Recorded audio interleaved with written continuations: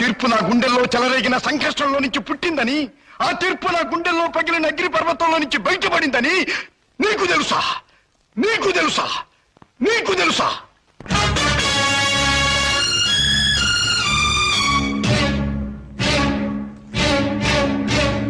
చట్టానికి న్యాయానికి జరిగిన ఈ సమరంలో, ధర్మానికి రక్తానికి జరిగిన సంగ్రామంలో, కడుపు తీపికి కట్టుబడని తీర్పు, కన్నీటికి కరిగిపోనిది తీర్పు.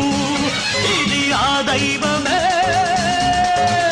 ఇచ్చిన తీర్పు. తప్ప తప్ప తప్ప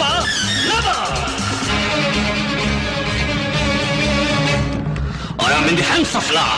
Anything happens, it's not my flaw.